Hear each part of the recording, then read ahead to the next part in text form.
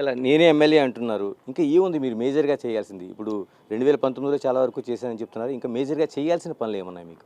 మేజర్‌గా అంటే ఈ నియోజకవర్గం సంబంధించి ప్రతి ఒక్క అన్ని అభివృద్ధి కార్యక్రమాలు కూడా ఇంకా 10%, 5% మిగిలి ఉన్నాయి కొన్ని. అవి కూడా పూర్తి చేయాలి.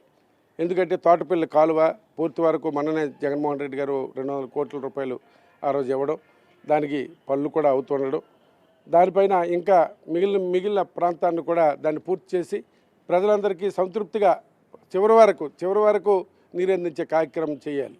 ఎందుకంటే దానిపైన మనం చూస్తూ ఉన్నాం. ఇవే కాదు, మెయిన్ ఇక్కడి నియోజకవర్గంలో ఉన్న ప్రజలందరికీ కూడా జగన్మోహన్ రెడ్డి గారు అన్ని సౌకర్యాలు అందించారండి. ఈ నియోజకవర్గమే కాదు, స్టేట్ మొత్తం మీద ఈరోజు ఎలక్ట్రికల్ ప్రాబ్లం అనేది కిందటి ప్రభుత్వం చూస్తే ఎంత ఉండేదో మీరు చూడండి. ఇవాళ అదే ఎలక్ట్రికల్ ప్రాబ్లం అనేది ఎక్కడ కూడా ఏ ఊర్లో కానీ ఏ రాష్ట్రంలో కానీ ఈ రాష్ట్రంలో లేదు.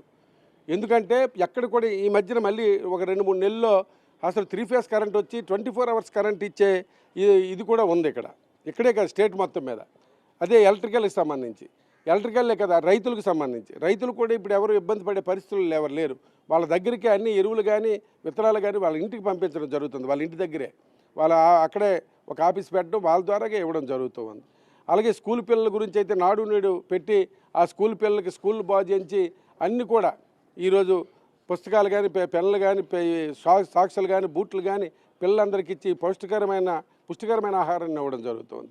ఇంకా నియోజకవర్గంలో రాష్ట్రంలో చేయవలసిన అభివృద్ధి కార్యక్రమాలు కానీ ప్రజలకు సంబంధించిన కార్యక్రమాలు కానీ అన్నీ జగన్మోహన్ రెడ్డి గారు అడగకుండానే చేయడం జరుగుతుంది.